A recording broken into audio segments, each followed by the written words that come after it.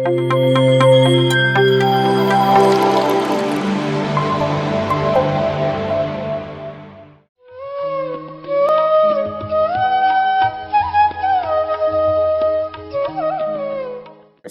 ಬಂಧುಗಳೆಲ್ಲರಿಗೆ ಆತ್ಮ ಪ್ರಣಾಮಗಳು. S master, ಅದ್ಭುತವಾದ ವಿಷಯವನ್ನು ಇವತ್ತು ತಿಳ್ಕೊಳ್ತಾ ಇದ್ದೇವೆ. ನಿಜವಾಗ್ಲೂ ಎಲ್ಲರೂ ಅವಾಯ್ಡ್ ಮಾಡೋ ಒಂದು ವಿಷಯವಾಗಿದ್ದು, ಇವತ್ತು ಧ್ಯಾನಿಗಳಾದ ಕಾರಣ ನಾವು ರಾಜಾರೋಷವಾಗಿ ಎಲ್ಲರೂ ಸೇರಿಕೊಂಡು ಈ ವಿಷಯಗಳನ್ನ ಚರ್ಚಿಸ್ತಾ ಇದ್ದೇವೆ, ತಿಳ್ಕೊಳ್ತಾ ಇದ್ದೇವೆ. ಯಾಕೆ ಅಂದ್ರೆ ಪ್ರತಿ ಕ್ಷಣ ನಮ್ಮ ಜೊತೆಗಿರುವುದು ಇದೆ ಈ ವಿಷಯವೇ. ಯಾವ ವಿಷಯವನ್ನು ನಾವು ಇವತ್ತು ತಿಳಿಲಿಕ್ಕೆ ಹೋಗ್ತಾ ಇದ್ದೇವೆ. ಸೊ ಇದು ಅಂದರೆ ಇದು ನನ್ನ ಅನಿಸಿಕೆ ಅಂತ ನಾನು ಇಲ್ಲಿ ಹೇಳ್ತಾ ಇಲ್ಲ. ಇದು ಒಬ್ಬ ಅನುಭವಿ, ಅವರು ಹಲವು ಜನಗಳ ಜೊತೆಗೆ ಇದ್ದು ಅವರು ಪಡೆದಿರುವ ಅನುಭವಗಳನ್ನ ಅವ್ರ ಪುಸ್ತಕ ರೂಪದಲ್ಲಿ ಬರೆದಿದ್ದಾರೆ. ಸೊ ಅವರ ಪುಸ್ತಕದಿಂದ ಬಂದಿರುವ ಜ್ಞಾನವನ್ನು ನಾವಿಲ್ಲಿ ಹಂಚ್ಕೊಳ್ತಾ ಇದ್ದೇವೆ ಮಾಸ್ಟರ್ಸ್.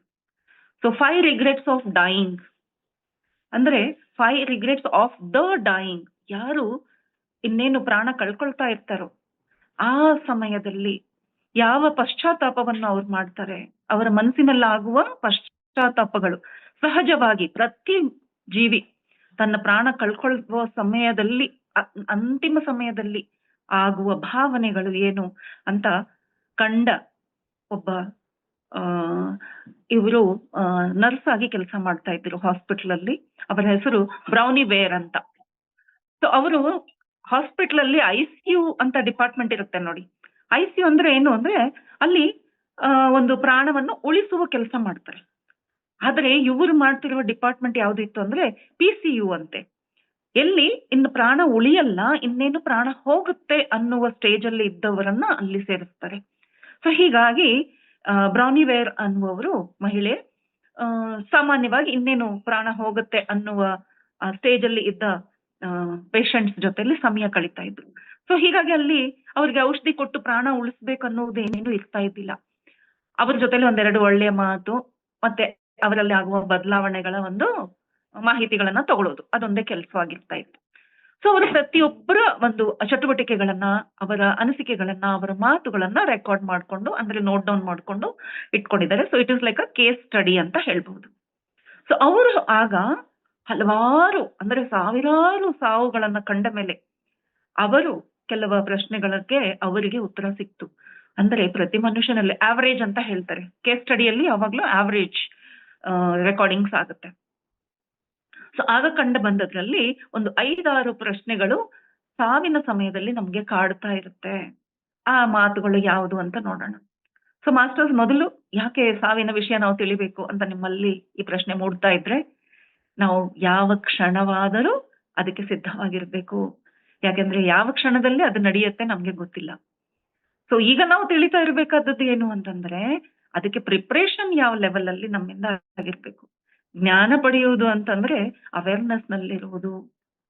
ಪ್ರತಿ ಕ್ಷಣ ಸಾವಿನ ಬಾಗಿಲಲ್ಲೇ ನಿಂತ್ಕೊಂಡಿರ್ತೇವೆ. ಯಾವ ಕ್ಷಣ ಹುಟ್ಟುತ್ತಾನೋ ಒಂದು ಮನುಷ್ಯ, ಆ ಕ್ಷಣದಿಂದ ಮರುಕ್ಷಣ ಕಾಯುವುದು ಒಂದಕ್ಕಾಗಿಯೇ, ಸಾವಿಗಾಗಿ. ಆ ಮಧ್ಯದಲ್ಲಿ ಏನು ಜೀವಿಸ್ತೇವೋ ಅದೇ ಜೀವನ. ಆದ್ರೆ ಖಚಿತವಾಗಿ ನಡೆಯುವುದು 2, ಒಂದು ಹುಟ್ಟು, ಇನ್ನೊಂದು ಸಾವು. ಜೀವನ ಖಚಿತ ಇಲ್ಲ, ಅದು ಹೇರುಫೇರು ನಡೀತಾ ಇರುತ್ತೆ. It is not like confirmed ಆಗಿ ಇದೆ ಹೀಗೆ ನಡೆಯುತ್ತೆ ಅಂತ ಇಲ್ಲ. ಆದರೆ ಪ್ರಾಣ ಹೋಗುವಾಗ ಹೀಗೆ ಹೋಗುತ್ತೆ ಅನ್ನೋದು ಗೊತ್ತು. ಸೊ ಮಾಸ್ಟರ್ಸ್, ಏನನ್ನು ನಾವು ತಿಳಿಬೇಕು? ಹಾಗಿದ್ರೆ ಸಾಯುವಾಗ ಯಾವ ರೀತಿಯ ಪಶ್ಚಾತ್ತಾಪಗಳು ಸಹಜವಾಗಿ ಮನುಷ್ಯನಲ್ಲಿ ಹುಟ್ಟುತ್ತೆ ಅಂತ ನೋಡೋಣ. ಇದರಲ್ಲಿ ಅವರು ನೋಟ್ ಡೌನ್ ಮಾಡಿ 5 ರಿಗ್ರೆಟ್ಸ್ ಅಂತ ಆ ಪುಸ್ತಕದಲ್ಲಿ ಮೆನ್ಷನ್ ಮಾಡಿದ್ದಾರೆ. ಸೊ ಮೊದಲನೇ ರಿಗ್ರೆಟ್ ಇಲ್ಲಿ ಹೇಳ್ತಾ ಇದ್ದಾರೆ. ಸೊ ಇಂಗ್ಲಿಷ್ ಅಲ್ಲಿರೋ ಕಾರಣ ನಾನು ಅದನ್ನು ಓದಿನೂ ಹೇಳ್ತೇನೆ. ಸಮ್ಟೈಮ್ಸ್ ಏನಾಗುತ್ತೆ, ವರ್ಡ್ಸ್ ಇಂಟರ್ಪ್ರಿಟೇಷನ್ ಡಿಫ್ರೆಂಟ್ ಆಗಿ ಆಗ್ಬೋದು ನಾನು ಕನ್ನಡದಲ್ಲಿ ಹೇಳುವಾಗ. So she says, I wish I had the courage to live the life true to myself, not the one others expected of me. ಎಷ್ಟು ಸತ್ಯ ಇದೆ ನೋಡಿ ಈ ಮಾತಲ್ಲಿ. ಐ ವಿಶ್ ಅಂತ ಹೇಳ್ತಾರೆ ಅವರು ಸಾಯೋವಾಗ. ಅಯ್ಯೋ, I wish I had the courage to live. ನಾನು ಹೇಡಿ ಆಗ್ಬಿಟ್ಟೆ ಬದುಕಿದ್ದಾಗ. ನಾನು ಹೇಡಿತನದಿಂದ ನನಗೆ ಹೇಗ್ ಬೇಕೋ ಹಾಗೆ ಜೀವನ ಮಾಡದಿರಾ ಬೇರೆಯವರಿಗೆ ಹೇಗ್ ಬೇಕೋ ಅವ್ರು ನನ್ನಿಂದ ಏನ್ ಎಕ್ಸ್ಪೆಕ್ಟ್ ಮಾಡ್ತಾ ಇದ್ದಾರೆ, ನಾನು ಹಾಗೆ ಜೀವನ ಮಾಡಿ ತಪ್ಪು ಮಾಡಿಬಿಟ್ಟೆ. ಹುಟ್ಟಿದಾಗಿಂದ ನೋಡಿ, ಮಗುವಾಗಿದ್ದಾಗ ಏನ್ ತಿನ್ಬೇಕು ಅಂದ್ರೆ ತಾಯಿ ಆಸೆ ಪ್ರಕಾರ ತಿಂತೇವೆ. ಸ್ವಲ್ಪ ಬೆಳೆದ ನಂತರ ಯಾವ ಆಟ ಆಡ್ಬೇಕು ಅಂತಂದ್ರೆ ತಂದೆ ಹೇಳ್ಕೊಟ್ಟ ಆಟ ಆಡ್ತೇವೆ. ಶಾಲೆಗೆ ಹೋಗ್ಬೇಕು ಅಂದ್ರೆ ಮತ್ತೆ ಸಮಾಜ ಯಾವ ಶಾಲೆಯನ್ನು ಒಪ್ಪಿಕೊಳ್ಳುತ್ತೋ ಅಂತಹ ಶಾಲೆಗೆ ಹೋಗ್ತೇವೆ.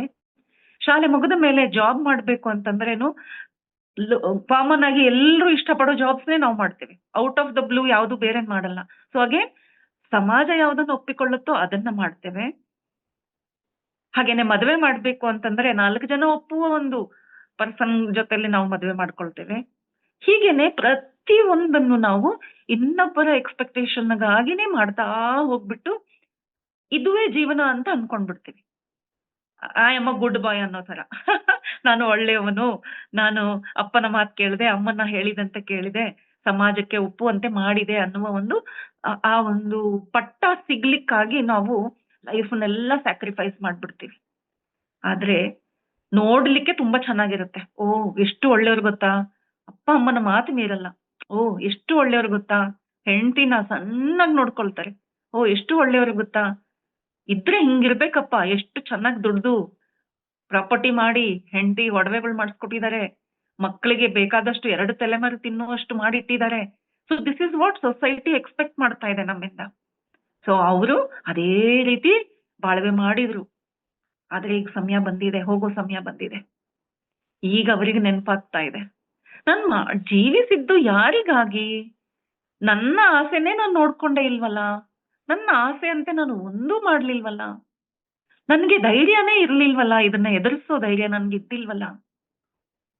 ಆಗ ಅವ್ರಿಗನ್ಸುತ್ತೆ, ಓ ಮೈ ಗಾಡ್, ಒಂದು ಸ್ವಲ್ಪ ನಾನು ಧೈರ್ಯ ಮಾಡಿ, ಇಲ್ಲ ನಾನು ಇದನ್ನ ಮಾಡಲ್ಲ, ನನ್ಗೆ ಇದಿಷ್ಟ ಅಂತ ಹೇಳಿದ್ರೆ ನನ್ ಜೀವನಾನೇ ಬೇರೆ ತರ ಆಗಿರೋದಲ್ವಾ, ನನ್ಗೆ ಇಷ್ಟದಂತೆ ಆಗಿರೋದಲ್ವಾ, ಆಗ ನನ್ಗೆ ನನ್ನ ಜೀವನ ಸಾರ್ಥಕ ಅನ್ಸಿರೋದಲ್ವಾ. ನೋಡಿ, ಒಂದು ಕೆಲವೊಬ್ಬರಿಗೆ ಡಾನ್ಸ್ ಅಂತ ಇಷ್ಟ ಇರುತ್ತೆ, ಪೇಂಟಿಂಗ್ ಅಂತ ಇಷ್ಟ ಇರುತ್ತೆ. ಆದ್ರೆ ಪೇರೆಂಟ್ಸ್ ಹೇಳ್ತಾರೆ, ಅದು ಹಾಬಿ ಆಗಿರ್ಲಪ್ಪ, ಅದರಿಂದ ದುಡ್ಡು ಬರಲ್ಲ, ನೀನು ಡಾಕ್ಟರೋ, ಇಂಜಿನಿಯರೋ, ಲಾಯರೋ, ಟೀಚರೋ ಆಗ್ಬೇಕು ಅಂತ. ಆಗ ನಾವೇನ್ ಮಾಡ್ತೀವಿ, ನಮ್ಮ ಮನಸ್ಸಿನ ಈ ಕೋರಿಕೆಯನ್ನ ಪಕ್ಕದಲ್ಲಿ ತಳ್ಳಿ, ಇಲ್ಲ ಅದನ್ನ ಹಾಗೆ ಅದುಮಿ ಇಟ್ಬಿಡ್ತೀವಿ. ಇಷ್ಟದಂತೆ ಅದನ್ನ ಮಾಡಕ್ಕಾಗಲ್ಲ. ಯಾರನ್ನೋ ಇಷ್ಟಪಡ್ತೀರಾ ಮದುವೆ ಆಗ್ಲಿಕ್ಕೆ, ಇಲ್ಲ ಅಪ್ಪ ಅಮ್ಮ ಒಪ್ಕೊಳ್ತಾ ಇಲ್ಲ, ಹೋಗ್ಲಿ ಮನೆಯಲ್ಲಿ ಎಷ್ಟು ಬೇಜಾರ್ ಮಾಡ್ಕೊಳ್ತಾ ಇದ್ದಾರೆ, ಬೇಡ ಅಂತ ಇಷ್ಟಪಟ್ಟವರನ್ನ ನಾವು ಬಿಟ್ಕೊಟ್ಬಿಡ್ತೀವಿ. ಸಾಯುವಾಗ ಅದೆಲ್ಲ ನೆನಪು ಬರುತ್ತೆ. ಹೇಗಿರ್ತಿತ್ತೋ ಏನೋ, ನಾನು ಈ MBBS ಮಾಡ್ದಿರಾ ನಾನು ನನ್ಗೆ ಇಷ್ಟವಾದ ಭರತನಾಟ್ಯಂದಲ್ಲೇ ನಾನು ಮುಂದುವರೆದಿದ್ರೆ, ಅದನ್ನೇ ನಾನು ಪ್ರೊಫೆಷನ್ ಮಾಡ್ಕೊಂಡಿದ್ರೆ ನಂಗೆ ಎಷ್ಟು ಆನಂದ ಇರ್ತಿತ್ತು ಅಂತ ಅವ್ರು ಅದನ್ನ ಕಲ್ಪಿಸ್ಕೊಂಡು ತುಂಬಾ ನೊಂದ್ಕೊಳ್ತಾರೆ. ಅದ್ರರ್ರೆ ಆ ಒಂದು ಡಿಸಿಷನ್ ಟೈಮ್ ಅಲ್ಲಿ ನಾನು ಧೈರ್ಯ ಮಾಡಿ ಅಮ್ಮ ಅಪ್ಪನ ಎದುರಿಸಿ ನಾನು ಇದನ್ನ ಮಾಡಿದ್ರೆ ಎಷ್ಟು ಚೆನ್ನಾಗಿತ್ತು, ಸಮಾಜವನ್ನ ಎದುರಿಸಿ ಹೀಗ್ ಮಾಡಿದ್ರೆ ಎಷ್ಟು ಚೆನ್ನಾಗಿತ್ತು ಅಂತ ಅವರಿಗೆ ತುಂಬಾ ರಿಗ್ರೆಟ್ ಆಗತ್ತೆ. ರಿಗ್ರೆಟ್ ಅಂದ್ರೆ ಪಶ್ಚಾತ್ತಾಪ. ಯಾಕೆಂದ್ರೆ ತೃಪ್ತರಾಗಿ ನಾವು ಹೋಗ್ಬೇಕಲ್ಲ, ಆ ತೃಪ್ತಿ ಇಲ್ಲದ ಕಾರಣ ಈಗ ಅವರಲ್ಲಿ ಈ ತರದ ಒಂದು ಮಾತು ಹುಟ್ಟುತ್ತೆ. ಸೊ ಅದು ಜಾಬ್ ಆಗಿರ್ಬಹುದು, ಕರಿಯರ್ ಆಗಿರಬಹುದು, ಮದ್ವೆ ಆಗಿರಬಹುದು, ಪಾರ್ಟ್ನರ್ ಆಗಿರಬಹುದು. ಹಾಗೆ ನೀವು ಹೇಗೆ ಜೀವಿಸ್ಬೇಕು. ನಾವು ನೋಡಿ, ಕೆಲವು ಸರ್ತಿ ಬಟ್ಟೆ ಹಾಕುವಾಗ್ಲೂ ಕೆಲವೊಬ್ಬರಿಗೆ ತುಂಬಾ ಹಳೆಯ ಬಟ್ಟೆ ಹಾಕ್ಲಿಕ್ಕೆ ತುಂಬಾ ಇಷ್ಟ, ಸೌದು ಹೋಗಿರುತ್ತೆ. ಖುಷಿ ನೋಡಿ, ನಾವೆಲ್ಲ ಎಷ್ಟು ಟಯರ್ಡ್ ಆಗಿದ್ದಾಗ ಮನೆಗೆ ಬಂದು ಏನ್ ಮಾಡ್ತೀವಿ ಹೇಳಿ, ತುಂಬಾ ಹಳೆಯ ಬಟ್ಟೆನ ಹಾಕೋದು. ಅದ್ರಲ್ಲಿ ಏನೋ ಒಂಥರ ಆ ಸಾಫ್ಟ್ನೆಸ್ ಅಲ್ಲಿ ಏನೋ ಒಂದು ವೈಬ್. ಆದ್ರೆ 4 ಜನ ಏನ್ ಅನ್ಕೊಳ್ತಾರೆ, ನಾವ್ ಈ ತರ ಡ್ರೆಸ್ ಹಾಕಿದ್ರೆ ಯಾವಾಗ್ಲೂ ನಾನು ಟಿಪ್ ಟಾಪ್ ಆಗಿರ್ಬೇಕು, ನಾನು ಹೀಗೆ ಇರ್ಬೇಕು. ಯಾಕೆ? ನನ್ಗಿಷ್ಟ ಅಂತ ಅಲ್ಲ, ಜನ ಏನ್ ಅನ್ಕೊಳ್ತಾರೆ ಅಂತ. ಸೊ ಹೀಗಾಗಿ ನಾವು ಪ್ರತಿ ಕ್ಷಣ ಯೋಚನೆ ಮಾಡಿ ನೋಡಿ, ನಿಮ್ಗೆ ಇಷ್ಟ ಆಗಿದ್ದು ತಿಂಡಿ ತಿಂತಾ ಇಲ್ಲ, ನೀವು ಇಷ್ಟದಂತೆ ಬಟ್ಟೆ ಹಾಕ್ತಾ ಇಲ್ಲ, ಇಷ್ಟದಂತೆ ಯಾವ ಕೆಲಸವನ್ನು ನಾವು ಮಾಡ್ತಾ ಇಲ್ಲ. ಇದರ ಪಶ್ಚಾತ್ತಾಪ ಸಾವ ಹತ್ರ ಬಂದಾಗ ಈ ಮಾತು ನಮ್ಮಲ್ಲಿ ಕೊರಿಯತ್ತೆ, ಮನಸ್ಸಿಗೆ ಕೊರಿಯತ್ತೆ. ಎರಡನೇದು ಅವ್ರು ಹೇಳ್ತಾ ಇದ್ದಾರೆ, I wish I didn't work so hard. ಅಂದ್ರೆ ನಾವು ಲೈಫ್ನ ಹಾರ್ಡ್ ವರ್ಕಿಂಗ್ ಅಂದ್ರೆ ಬೆಸ್ಟ್ ಪರ್ಸನ್ ಅಂತ ತಿಳ್ಕೊಂಡ್ಬಿಟ್ಟಿದ್ವಿ. ನೋಡಿ, ಅವ್ನು ಎಷ್ಟು ಹಾರ್ಡ್ ವರ್ಕಿಂಗ್ ಗೊತ್ತಾ, ಅಂದ್ರೆ ಅವ್ನಿಗೆ 2-3 ಕಿರೀಟ ಹಾಕಿದಷ್ಟು ಖುಷಿ ಆಗುತ್ತೆ. ಹಾರ್ಡ್ ವರ್ಕಿಂಗ್ ಅಂದ್ರೆ ತನ್ನತನವನ್ನು ಒತ್ತೆ ಇಟ್ಟು, ತನ್ನ ಆಸೆಗಳನ್ನೆಲ್ಲ ಒತ್ತೆ ಇಟ್ಟು, ತನ್ನ ಶರೀರದ ಪರಿವೆಯೂ ಇಲ್ಲದೆ, ಮನಸ್ಸಿನ ಪರಿವೆಯೂ ಇಲ್ಲದೆ, ಹಾಗೆ ತುಂಬಾ ಕಷ್ಟವನ್ನು ಕೊಟ್ಟು ಜೀವನ ಸಾಗಿಸಿದರೆ ನಾನು ಹಾರ್ಡ್ ವರ್ಕಿಂಗ್ ಆಗಿ ಅನ್ಸ್ಕೊಳ್ತೇನೆ. ಈಗ ಒಂದು ಸ್ಟೂಡೆಂಟ್ ಎಕ್ಸಾಂಪಲ್ ತಗೊಳ್ಳೋಣ. ಸ್ಟೂಡೆಂಟ್ ಆಗಿದ್ದಾಗ ಯಾವ ಸ್ಟೂಡೆಂಟ್‌ಗೆ ರ್ಯಾಂಕ್ ಬರ್ಬೇಕು ಅಂತ ಆಸೆ ಇರಲ್ಲ ಹೇಳಿ? ಎಲ್ಲರಿಗೂ ಆಸೆ ಇರುತ್ತೆ. ಆದ್ರೆ ರ್ಯಾಂಕ್ ಯಾರಿಗೆ ಬರ್ಬೇಕು? ಯಾರು ನಿಜವಾಗ್ಲೂ ಸ್ಮಾರ್ಟ್ ಆಗಿದ್ದಾರೆ, ಯಾರು ಇಂಟೆಲಿಜೆಂಟ್ ಆಗಿದ್ದಾರೆ ಅವರಿಗೆ ರ್ಯಾಂಕ್ ಬರ್ಬೇಕು ಅಲ್ವಾ? ಸಹಜ. ಅಲ್ಲ, ನಾವೇನ್ ಮಾಡ್ತೀವಿ ಗೊತ್ತಾ?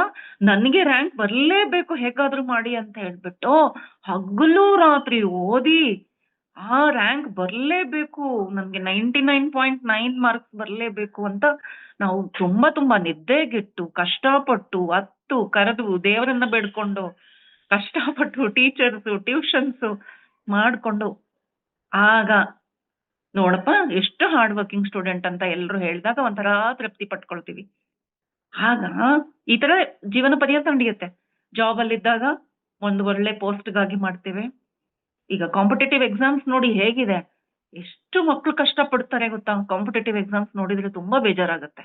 ಅಲ್ಲಿ ಫೈಟ್ ಯಾವ್ದಕ್ಕಾಗಿ ನಡೀತಾ ಇದೆ ಅಂದ್ರೆ ಎಕ್ಸಲೆನ್ಸ್‌ನ ತೋರಿಸ್ಲಿಕ್ಕೆ.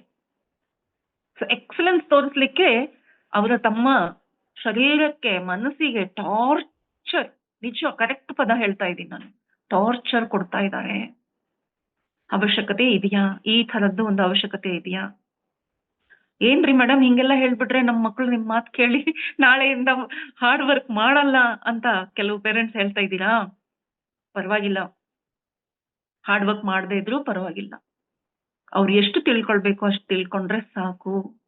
ಈ ಹಾರ್ಡ್ ವರ್ಕ್ ಈ ವಾರ್ ಸಿಚುವೇಶನ್ ನಲ್ಲಿ, ಫೈಟರ್ ಸಿಚುವೇಶನ್ ನಲ್ಲಿ ಇರುವ ಅವಶ್ಯಕತೆ ಇಲ್ಲವೇ ಇಲ್ಲ. ಇಂತಹ ಒಂದು ಸೊಸೈಟಿಯನ್ನ ನಾವೇ ಕ್ರಿಯೇಟ್ ಮಾಡಿದ್ದು. So called parents and teachers. ಜ್ಞಾನ ಇರ್ಬೇಕು. ಜ್ಞಾನ ಇದ್ದ ಮಾತ್ರಕ್ಕೆ ಇವತ್ತು ನೀವು ನೋಡಿ ದ ಮೋಸ್ಟ್ ಸಕ್ಸಸ್ಫುಲ್ ಪರ್ಸನ್ ಯಾರಿದ್ದಾರೆ ಗೊತ್ತಾ? ರ್ಯಾಂಕ್ ಹೋಲ್ಡರ್ಸ್ ಅಲ್ಲ, ಗೋಲ್ಡ್ ಮೆಡಲಿಸ್ಟ್ ಅಲ್ಲ. ಯಾರಲ್ಲಿ ಟ್ಯಾಲೆಂಟ್ ಇದೆಯೋ ಅವರು ಸಕ್ಸಸ್ ಆಗ್ತಾ ಇದ್ದಾರೆ. ಸೊ ಟ್ಯಾಲೆಂಟ್ ಕಡೆಗೆ ಗಮನ ಕೊಡೋಣ, ಅಂದರೆ ಜ್ಞಾನ ಪಡೆಯುವ ಕಡೆಗೆ, ಸ್ಕಿಲ್ ಡೆವಲಪ್ಮೆಂಟ್ ಮಾಡೋಣ. ಸ್ಕಿಲ್ ಡೆವಲಪ್ಮೆಂಟ್ ಕಡೆಗೆ ಗಮನ ಕೊಡ್ಬೇಕು. ಈಗ ಆ ಎಚ್ಚರಿಕೆ ನಮ್ಮಲ್ಲಿ ಬಂದ್ಬಿಟ್ಟಿದೆ. ಅದಿಲ್ಲದ ಕಾರಣ ಏನಾಗುತ್ತೆ, ಹಾರ್ಡ್ ವರ್ಕ್ ನೆಪದಲ್ಲಿ ನಾವು ಎಲ್ಲವನ್ನೂ ನೆಗ್ಲೆಕ್ಟ್ ಮಾಡ್ತೀವಿ. ಚಿಕ್ಕ ಮಕ್ಕಳಿದ್ದಾಗ ಆ ಬಾಲ್ಯತನವನ್ನು ಕಳ್ಕೊಂಡ್ಬಿಟ್ಟು ಆಟ ಆಡಲ್ಲ, ಫ್ರೆಂಡ್ಸ್ ಅಂದ್ರೆ ಗೊತ್ತಿಲ್ಲ. ನಿಜವಾದ ಬಾಲ್ಯ ಏನು? ಬರೀ ಪುಸ್ತಕ ಹಿಡ್ಕೊಂಡು ಓದ್ತಾ ಇರೋದೇ ಬಾಲ್ಯ ಅಲ್ವಲ್ಲ. ಬಾಲ್ಯ ಅಂದ್ರೆ ಅಮೂಲ್ಯವಾದ ಒಂದು ಪೀರಿಯಡ್. ಎಷ್ಟು ನಾವು ಮಾಡಿದಷ್ಟು ಈಗಿನ ಮಕ್ಕಳಿಗೆ ಮಾಡಬಹುದು ಅನ್ನುವ ಒಂದು ಸಾಧ್ಯತೆಗಳಿವೆ ಅನ್ನೋದು ಸಹ ಗೊತ್ತಿಲ್ಲ. ಸೊ ಇನ್ನು ಮುಂದಿನ ಜನರೇಷನ್ ಹೇಗಿರುತ್ತೆ? ಹೀಗೂ ಆಡಬಹುದಾ ಅನ್ನೋದು ಅವ್ರಿಗೆ ಪರಿಚಯವೇ ಇಲ್ಲದ ಮಟ್ಟಕ್ಕೆ ಹೋಗ್ಬಿಟ್ಟಿದ್ದಾರೆ. ಅವ್ರಿಗೆ ನಾವು ಕತೆ ಮಾಡಿ ಹೇಳುವ ಮಟ್ಟಕ್ಕೆ ದಿನಗಳು ಬಂದ್ಬಿಟ್ಟಿದೆ. ಅವ್ರಿಗೆಲ್ಲ ಟೈಮ್ ಟೇಬಲ್ ಪ್ರಕಾರ ರೋಬೋಟ್ ತರ ಕೆಲಸ ಮಾಡ್ತಾ ಇದ್ದಾರೆ. ಸೊ ಆಗ ನಮ್ಗೇನು ಅನ್ಸಲ್ಲ ಮಾಸ್ಟರ್ಸ್. ಚಿಕ್ಕವರಿದ್ದಾಗ ಬಾಲ್ಯವನ್ನು ಕಳ್ಕೊಂಡ್ವಿ. ಯೂತ್ ಆಗಿದ್ದಾಗ ಅವಾಗೂ ಅದೊಂದು ಮಜಾ. Youth also is such a beautiful phase. ಅದನ್ನ ಎಂಜಾಯ್ ಮಾಡ್ಬೇಕು. ಅದೂ ಇಲ್ಲ. ಇವಾಗ ಕಂಪ್ಲೀಟ್ಲಿ ಸ್ಕೋರ್ ಮಾಡ್ಬೇಕು, ರ್ಯಾಂಕ್ ತಗೊಳ್ಬೇಕು, ಒಳ್ಳೆ ಜಾಬ್ ಗಳಿಸ್ಬೇಕು. ಅದರ ಸಲುವಾಗಿನೇ ಯುದ್ಧ. ಸೊ ಯೂತ್ ಅನ್ನು ನಾವು ಎಂಜಾಯ್ ಮಾಡ್ತಾ ಇಲ್ಲ. ಹಾಗೇನೆ ಮದುವೆ ಆಗತ್ತೆ, ಹೆಂಡತಿ ಜೊತೆಲಿ ಆ ಒಂದು ಸಂಬಂಧಗಳನ್ನು ಎಂಜಾಯ್ ಮಾಡ್ಲಿಕ್ಕೆ ಆಗ್ತಾ ಇಲ್ಲ. ಯಾಕಂದ್ರೆ ಹಾರ್ಡ್ ವರ್ಕ್ 9 to 5 ಜಾಬ್ ಇದ್ರೂ ಸಹ ಓವರ್ ಟೈಮ್ ಮಾಡಿ ನಾವು ಪ್ರೂವ್ ಮಾಡ್ತಾ ಇದೀವಿ ನಾನು ತುಂಬಾ ಹಾರ್ಡ್ ವರ್ಕಿಂಗು ಅಂತ. ಸೊ ಅಲ್ಲಿ ಆ ಸಂಬಂಧಗಳನ್ನ ನಾವು ಎಂಜಾಯ್ ಮಾಡ್ತಾ ಇಲ್ಲ. ಮತ್ತೆ ಮಕ್ಕಳು ಹುಟ್ಟುತ್ತಾರೆ. ಆ ಮಕ್ಕಳು ಹುಟ್ಟಿದ ಮೇಲೆ ಅವರ ಜೊತೆಲಿ ಸಮಯ ಕಳೆದಿರಾ, ಆ ಮಕ್ಕಳಿಗೆ ಭವಿಷ್ಯಕ್ಕೆ ಬೇಕಾಗಿರುವ ಸಿದ್ಧತೆಗಳಲ್ಲಿ ಮತ್ತೆ ಸಮಯ ಕಳೀತಾ ಇದ್ದೀರಾ. So again you are losing that beautiful phase. ಆ ಮಕ್ಕಳು ಬೆಳೆಯೋದನ್ನ ನೀವು ನೋಡ್ಲಿಕ್ಕೆ ಆಗ್ತಾ ಇಲ್ಲ. ನಿಮ್ಮ ಕಣ್ಣು ಮುಂದೆ ಯಾವಾಗ ಹುಟ್ಟಿದ್ರೋ ಯಾವಾಗ ದೊಡ್ಡವರಾದ್ರೂ ಗೊತ್ತಿಲ್ಲ ಅಂತ ನೀವೇ ಹೇಳ್ತಾ ಇದ್ದೀರಾ. ಹೀಗೆ ದಿನಗಳು ಉರುಳಿ ಹೋಗ್ಬಿಡುತ್ತೆ. ಯಾವಾಗ ವೃದ್ಧಾಪ್ಯ ಬರುತ್ತೋ ಗೊತ್ತಾಗಲ್ಲ. ಲೈಫ್ ಲಾಂಗ್ ಏನ್ ಮಾಡಿದ್ವಿ ಅಂತಂದ್ರೆ ದುಡ್ಡು ಗಳಿಸ್ಬೇಕು, ಹೆಸರು ಗಳಿಸ್ಬೇಕು, ಮನೆ ಕಟ್ಬೇಕು, ಆ ಮಕ್ಕಳು ಒಂದು 2 ತಲೆಮಾರು ಕೂತ್ಕೊಂಡು ತಿನ್ನೋ ಅಷ್ಟು ಪ್ರಾಪರ್ಟಿ ಮಾಡ್ಬೇಕು ಅನ್ನೋ ಒಂದು ಉದ್ದೇಶದಿಂದ ಹಾರ್ಡ್ ವರ್ಕ್ ನೆಪದಲ್ಲಿ ನಾವು ಇದೆಲ್ಲವನ್ನು ಕಳ್ಕೊಂಡ್ಬಿಡ್ತೇವೆ. ಆಗ ಪ್ರಾಣ ಹೋಗುವಾಗ ಅನ್ಸುತ್ತಂತೆ, ಅಯ್ಯೋ ಈ ಮನೇನೂ ಬೇಡ ಏನೂ ಬೇಡ. ನನ್ ಮಗ ಚಿಕ್ಕೋನಿದ್ದಾಗ ಅವನ ಜೊತೆಲಿ ಆಟ ಆಡಿದ್ರೆ ನನ್ಗೆ ಎಷ್ಟು ಚೆನ್ನಾಗಿರೋದು. ನನ್ಗೆ ಹೆಂಡತಿ ಜೊತೆಲಿ ಅವಳ ಜೊತೆಲಿ ಸಮಯ ಕಳೆದು ಅವಳ ಜೊತೆಲಿ ಟ್ರಿಪ್ಸ್ ಎಲ್ಲ ಹೋಗಿ ಅವಳ ಜೊತೆಲಿ ಸ್ವಲ್ಪ ಪ್ರೀತಿಯಿಂದ ಕೂತ್ಕೊಂಡು ಆ ಬೆಳದಿಂಗಳಲ್ಲಿ ಕೂತ್ಕೊಂಡು ಸ್ವಲ್ಪ ಹೊತ್ತು ಸಮಯ ಕಳೆದಿದ್ರೆ, ಬಿಕಾಸ್ ದೋಸ್ ಸ್ವೀಟ್ ಮೂಮೆಂಟ್ಸ್ ನಿಮ್ಮ ಈ ಸಮಯದಲ್ಲಿ ಎಲ್ಲ ನೆನಪು ಬರುತ್ತೆ. ನೀವು ಅದನ್ನ ಕ್ರಿಯೇಟ್ ಮಾಡ್ಕೊಂಡಿಲ್ಲ ಅಂದ್ರೆ you will be missing that. ಅದೇ ರಿಗ್ರೆಟ್ ಅಂತ ಇಲ್ಲಿ ಹೇಳ್ತಾ ಇದ್ದಾರೆ. ಆ ಸ್ವೀಟ್ ಮೂಮೆಂಟ್ಸ್ ನ ಮಿಸ್ ಮಾಡ್ಕೊಳ್ಬೇಡಿ, ಬಾಲ್ಯವನ್ನು ಮಿಸ್ ಮಾಡ್ಕೊಳ್ಬೇಡಿ. ಸೊ ಪ್ರಾಣ ಹೋಗುವ ಸಮಯದಲ್ಲಿ ಇದೆಲ್ಲವನ್ನು ಮಿಸ್ ಮಾಡ್ಕೊಳ್ತಾ ಆಗನ್ಸುತ್ತೆ, ನಾನು ಇಷ್ಟು ಹಾರ್ಡ್ ವರ್ಕ್ ಮಾಡ್ಬೇಕಾಗಿತ್ತ, ಇದನ್ನೆಲ್ಲ ನಾನು ಬಲಿ ಕೊಟ್ಟು ಇವತ್ತು ಗಳಿಸಿದ್ದೇನು ಮನೆಗಳ, ಆ ಮನೆಯಲ್ಲಿ ದಿನ ಹಾಸ್ಪಿಟಲ್ ಅಲ್ಲಿ ಇದ್ದಾರೆ. ಅಲ್ಲಿ ಒಂದು ಅರಮನೆಯಲ್ಲಿ ಯಾವುದೋ ಒಂದು ಒಳ್ಳೆ ಬೆಡ್ ಹಾಕೊಂಡಿದ್ದಾರೆ ಅಂತ ಇಟ್ಕೊಳ್ಳಿ, ಆ ಬೆಡ್ ಅಲ್ಲಿ ಮಲಗಿದೀನ, ಅದೂ ಇಲ್ಲ. ಆಹಾರದ ವಿಷಯಕ್ಕೆ ಬರೋಣ, ಆ ಆಹಾರವನ್ನು ಈಗ ತಿನ್ಲಿಕ್ಕೆ ಸಾಧ್ಯ ಆಗ್ತಾ ಇದೆಯಾ, ಅದು ಮಾಡ್ಲಿಕ್ಕೆ ಆಗ್ತಾ ಇಲ್ಲ. ಸೊ ಯಾಕೆ ನಾನು ಇಷ್ಟೆಲ್ಲ ಮಾಡಿದ್ದು, ನಾನು ಮಿಸ್ ಮಾಡ್ಕೊಂಡೆ ಅದನ್ನ, ನಾನು ಇಷ್ಟು ಹಾರ್ಡ್ ವರ್ಕ್ ಮಾಡೋ ಅವಶ್ಯಕತೆ ಇದ್ದಿಲ್ಲ ಅಂತ ಅವನಲ್ಲಿ ಆ ಯೋಚನೆ ಬರುತ್ತೆ. ಸೊ ಮೊದಲನೇದು, ನಾನು ನನ್ನ ಜೀವನವನ್ನು ನನಗಾಗಿ ನಾನು ಜೀವಿಸಬೇಕಿತ್ತು, ಇನ್ನೊಬ್ಬರಿಗಾಗಿ ಅಲ್ಲ ಅಂತ. ಎರಡನೆಯದು, ನಾನು ಇಷ್ಟು ಹಾರ್ಡ್ ವರ್ಕ್ ಮಾಡುವ ಅವಶ್ಯಕತೆ ಇದ್ದಿಲ್ಲ. ಮೂರನೇದು ಹೇಳ್ತಾ ಇದ್ದಾಳೆ, ಪ್ರತಿಯೊಬ್ರು ಇದನ್ನೇ ರಿಪೀಟ್ ಮಾಡಿದಾರಂತೆ. ಏನ್ ನಿಮ್ಗೆ ರಿಗ್ರೆಟ್ ಆಗಿದೆ ಅಂತ ಕೇಳಿದಾಗೆಲ್ಲ ಇದನ್ನೇ ಹೇಳಿದ್ದಾರೆ. ಸೊ ಇನ್ ಮೂರನೇದು ಹೇಳ್ತಾ ಇದ್ದಾರೆ, I wish I had the courage to express my feelings. Feelings ಅನ್ನ ಹೇಳ್ಕೊಂಡಿದ್ರೆ ಎಷ್ಟು ಚೆನ್ನಾಗಿರೋದು. ಸ್ಪೆಷಲಿ ಈಗಿನ ಜನರೇಷನ್ ಸ್ವಲ್ಪ ಎಕ್ಸ್ಪ್ರೆಸಿವ್ ಆಗಿದೆ ಅಂತ ಇಟ್ಕೊಳ್ಳೋಣ. ಮೊದಲು ಎಲ್ಲ ಎಕ್ಸ್ಪ್ರೆಸ್ ಮಾಡ್ತಾ ಇದ್ದಿಲ್ಲ. ನೋಡಿ, ತಂದೆ ಆದವ್ರಿಗೆ ಮಕ್ಕಳ ಮೇಲೆ ಪ್ರೀತಿ ಇರಲ್ವಾ, ಆದ್ರೆ ಮಕ್ಕಳ ಜೊತೆಲಿ ತಂದೆ ಸಮಯ ಕಳೀತಾ ಇದ್ದಿಲ್ಲ. ತಂದೆ ನೋಡಿದ ತಕ್ಷಣ ಎಲ್ಲರೂ ಗಪ್ ಚಿಪ್, ಮನೆಯಲ್ಲಿ ಒಂಥರ ವಾತಾವರಣನೇ ಬದಲಿ ಆಗ್ಬಿಡೋದು. ಸೊ ಆ ತರದ ಒಂದು ತಂದೆಯ ಒಂದು ಅನುಭವ ಇಲ್ಲಿ ಸಿಸ್ಟರ್ ಹೇಳ್ತಾ ಇದ್ದಾರೆ. ಅವ್ರ ಹೆಸರೇನು ಬ್ರೌನಿ ವೇರ್ ಅಂತ. ಅವ್ರು ಹೇಳ್ತಾ ಇದ್ದಾರೆ, ಅವ್ರು ಹೇಳ್ತಾ ಇದ್ರಂತೆ, ಅಯ್ಯೋ ನಾನು ಯಾಕೆ ಅಷ್ಟು ಸ್ಟ್ರಿಕ್ಟ್ ಆಗಿರ್ಬೇಕಿತ್ತು, ನನ್ ಮನಸ್ಸಿನಲ್ಲೂ ಬರ್ತಾ ಇತ್ತು ಆ ಮಗುನ್ ನೋಡಿದ ತಕ್ಷಣ ನಾನು ಆ ಮಗು ಜೊತೆಲಿ ಹುಚ್ಚುಚ್ಚಾಗಿ ಶಬ್ದಗಳು ಮಾಡ್ತಾ, ಮಗು ತರ ನಾನು ನಗಾಡ್ತಾ ಇರ್ಬೇಕು ಅಂತ. ಆದ್ರೆ ಆ ಸಮಾಜದಲ್ಲಿ ಹೇಳಿರುವ ಕೆಲವು ರೂಲ್ಸ್ ಏನಿತ್ತಲ್ವಾ, ತಂದೆ ಆದವನು ಹೀಗೆ ಮೇಂಟೈನ್ ಮಾಡ್ಬೇಕು, ಡಿಸಿಪ್ಲಿನ್ ಇರ್ತಾರೆ, ಇಲ್ಲ ಮಕ್ಕಳೆಲ್ಲ ಹಾದಿ ತಪ್ಪಿ ಹೋಗ್ತಾರೆ ಅನ್ನುವ ಒಂದು ಕಾರಣಕ್ಕೆ ನನ್ನ ಒಂದು ಫೀಲಿಂಗ್ಸ್ ಏನಿತ್ತು ನಾನು ಅದನ್ನ ಹೇಳ್ಕೊಳ್ಳೇ ಇಲ್ಲ. ತಾಯಿ ಹೇಳ್ಕೊಳ್ತಾಳೆ, ತಂದೆ ಸಾಮಾನ್ಯವಾಗಿ ಹೇಳ್ಕೊಳ್ಳಲ್ಲ. ಸೊ ಹಾಗೇನೆ ಹೆಂಡತಿ ಜೊತೆಲಿ ಕೆಲವು ಹಿರಿಯರನ್ನ ಮಾತಾಡೋದು ಕೇಳಿಸ್ಕೊಂಡಿದ್ದೇನೆ. ಅಜ್ಜಿ ಮಾಡಿದ್ದು ತುಂಬಾ ಇಷ್ಟನೇ ಇರುತ್ತೆ, ಆದ್ರೆ ತಾತ ಯಾವತ್ತೂ ಒಪ್ಕೊಳ್ಳಲ್ಲ ಅದನ್ನ. ಈ ವಯಸ್ಸಲ್ಲೂ ಅವ್ರು ಕಂಪ್ಲೇಂಟ್ ಮಾಡ್ತಾ ಇದ್ದಾರೆ, ಇಷ್ಟು ವಯಸ್ಸಾಯ್ತು ನಿನ್ಗೆ ಇನ್ನೂ ಅಡಿಗೆ ಮಾಡಕ್ ಬರಲ್ವಾ ಅಂತ.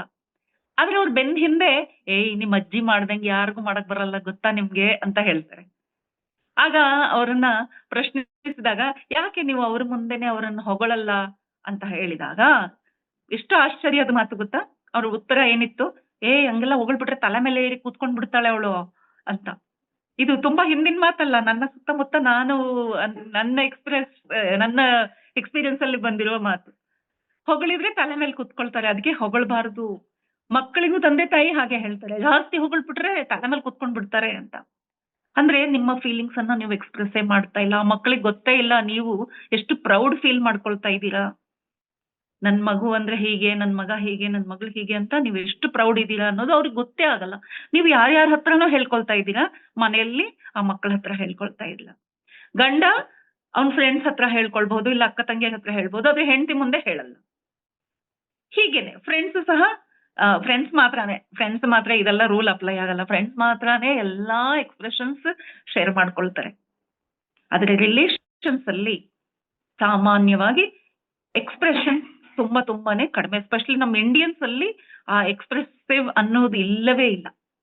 ಮೂವೀಸ್ ಅಲ್ಲಿ ನೋಡ್ತೀವಿ, ಕೂತ್ಕೊಂಡ್ರೆ ನಿಂತ್ಕೊಂಡ್ರೆ ಮಕ್ಕಳು ಐ ಲವ್ ಯು ಹೇಳ್ತಾ ಇದ್ದಾರೆ, ಗಂಡ ಹೆಂಡತಿನೂ ಐ ಲವ್ ಯು ಹೇಳ್ತಾರೆ, ಥ್ಯಾಂಕ್ ಯು ಹೇಳ್ತಾರೆ, ಸಾರಿ ಹೇಳ್ತಾರೆ. ಆದರೆ ನಮ್ಮ ರಿಯಲ್ ಲೈಫಿಗೆ ಬಂದ ಮೇಲೆ ನಾವು ಆ ಭಾವನೆಗಳನ್ನ ಎಕ್ಸ್ಪ್ರೆಸ್ ಮಾಡ್ತಾ ಇಲ್ಲ.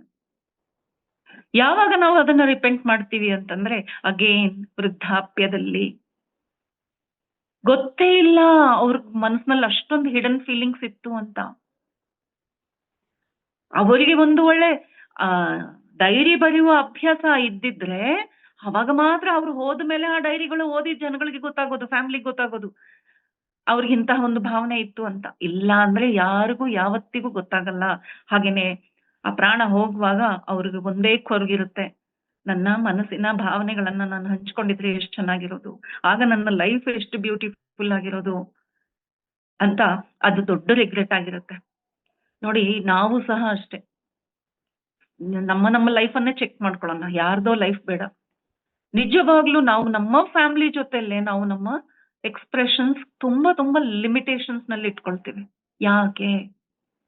So that when you are dying ನೀವು ರಿಗ್ರೆಟ್ ಆಗ್ಬೇಕಂತನಾ? ಸೊ ಈ ತರದ ಪುಸ್ತಕಗಳನ್ನ ಈಗ ಪ್ಲಾಟ್‌ಫಾರ್ಮ್ಸ್ ನಲ್ಲಿ ನಾವು ಶೇರ್ ಮಾಡೋದ್ರಿಂದ ನಮ್ಮಲ್ಲಿ ಆ ಜಾಗೃತಿ ಬರ್ಲಿ ಅಂತ ಇಲ್ಲಿ ಶೇರ್ ಮಾಡ್ತಾ ಇದ್ದೀವಿ. ಸೋ ದಟ್ ನಾವು ಸಾಯುವಾಗ ರಿಗ್ರೆಟ್ ಆಗೋದು ಬೇಡ. ಖಂಡಿತವಾಗ್ಲೂ ಅದು ನಮ್ಮ ಮನಸ್ಸಿಗೆ ಕೊರಿಯುತ್ತೆ. ಅದನ್ನ ನಾವು ಅರಿವಿನಿಂದ ಈ ತರ ಜೀವಿಸೋಣ ಅಂತ ತಿಳಿಲಿಕ್ಕಾಗಿಯೇ ನಾವು ಈ ಪುಸ್ತಕವನ್ನು ಇಲ್ಲಿ ಓದ್ತಾ ಇದ್ದೇವೆ. ಸೊ ಏನ್ ಮಾಡ್ಬೇಕು? ನಿಮ್ಮ ಎಕ್ಸ್‌ಪ್ರೆಷನ್ಸ್ ಅನ್ನ ಶೇರ್ ಮಾಡ್ಬೇಕು. ಅಮ್ಮ ಅಡಿಗೆ ಚೆನ್ನಾಗ್ ಮಾಡಿದ್ದಾರೆ ಅಂತಂದ್ರೆ ಚೆನ್ನಾಗಿದೆ ಅಂತ ಹೇಳಿ. ನೋಡ್ಲಿಕ್ಕೆ ಯಾರಾದ್ರೂ ಚೆನ್ನಾಗ್ ಕಾಣ್ತಾ ಇದಾರೆ, ಹೆಂಡತಿ ಆಗ್ಲಿ, ಫ್ರೆಂಡ್ ಆಗ್ಲಿ ಎಕ್ಸ್‌ಪ್ರೆಸ್ ಮಾಡಿ. ಒಂದು ಸನ್‌ರೈಸ್ ನೋಡಿ ಮಗು ತರ ಕುಣಿಬೇಕು ಅನ್ಸ್ತಾ ಇದೆ. ನಮ್ ವಯಸ್ಸಿನಲ್ಲಿ ಏನ್ರಿ ಆತರ ಎಲ್ಲ ಮಾಡೋದು? ಯಾರಾದ್ರೂ ನೋಡಿದ್ರೆ ಏನ್ ಅನ್ಕೊಳ್ತಾರೆ ಅಂತ ನಾವು ಮತ್ತೆ ನಮ್ಮನ್ನ ನಾವು ಕಂಟ್ರೋಲ್ ಮಾಡ್ತಾ ಇರ್ತೀವಿ. ಒಂದು ಹೂವನ್ನ ನೋಡಿದರೆ, ಒಂದು ಮಗುವನ್ನ ನೋಡಿದರೆ ನಮ್ಮ ಭಾವನೆಗಳು ಹೇಗಿರುತ್ತೋ ಎಕ್ಸ್‌ಪ್ರೆಸ್ ಮಾಡೋಣ. ಅದನ್ನ ಹೊರಹಾಕೋಣ. ಅದನ್ನ ಜೀವಿಸೋಣ. ಇಲ್ಲಿ ನಾವು ಯಾರಿಗೂ ತೋರಿಸ್ಲಿಕ್ಕೆ ಮಾಡ್ತಾ ಇಲ್ಲ. So that you live your life fully. ಜೀವಿಸ್ಲಿಕ್ಕಾಗಿ ನಾವು ಮಾಡ್ತಾ ಇರೋದು. ಯಾಕಂದ್ರೆ ನಾನು ಪೂರ್ಣವಾಗಿ ಜೀವಿಸ್ಲಿಲ್ಲ ಅನ್ನುವ ಒಂದು ಕೊರಗಿನಲ್ಲಿ ನಾವು ಸಾಯ್ಬಾರ್ದು. ಇಲ್ಲಿ ಈ ಎಲ್ಲ ಭಾವನೆಗಳು ನನ್ನ ಜೀವನ ಪರಿಪೂರ್ಣವಾಗಲಿಲ್ವಲ್ಲ ಅನ್ನೋ ಒಂದು ಕೊರಗು ಉಂಟಾಗತ್ತೆ ಅಂತ ತಿಳಿಸ್ಕೊಡ್ತಾ ಇದೆ. ಸೊ ನಮ್ಗೆ ಯಾವ ರೀತಿಯ ಕೊರಗು ಇರಬಾರದು ಅಂತಂದ್ರೆ ಈ ಸಣ್ಣ ಸಣ್ಣ ಚೇಂಜಸ್, ಜಸ್ಟ್ ನಿಮ್ಮ ಭಾವನೆಗಳನ್ನ ಹಂಚಿಕೊಳ್ಳುವುದಾಗ್ಲಿ, ಇಲ್ಲ ನಾವು ಕೆಲವು ಭಾವನೆಗಳನ್ನ ಹಂಚ್ಕೊಳ್ಳೋದ್ರ ಜೊತೆಗೆ ಇಲ್ಲಿ ನನ್ನ ಭಾವನೆಗಳನ್ನ ಸಹ ನಾನು ಅಷ್ಟೇ ಮಹತ್ವ ಕೊಡ್ಬೇಕು. So living life as per my feelings, not for others ಅಂತ. ಸೊ ನನ್ನ ಭಾವನೆಗೆ ನನಗಾಗಿ ಸಹ ನಾನು ಅಷ್ಟೇ ಅದಕ್ಕೆ ಮಹತ್ವ ಕೊಟ್ಟು, ಹಾಗೇನೆ ನನ್ನ ಭಾವನೆ ಬೇರೆಯವರ ಪ್ರತಿಯಾಗಿ ಅಂದ್ರೆ ನನ್ನ ಸಂಬಂಧದಲ್ಲಿ ಬರುವ ಮಕ್ಕಳಾಗ್ಲಿ, ಫ್ಯಾಮಿಲಿ ಆಗ್ಲಿ, ಫ್ರೆಂಡ್ಸ್ ಆಗ್ಲಿ, ಎಲ್ಲರಿಗೂ ಸಂಬಂಧಪಟ್ಟಂತೆ ನನ್ನ ಭಾವನೆಗಳನ್ನ ನಾನು ವ್ಯಕ್ತ ಮಾಡ್ಬೇಕು.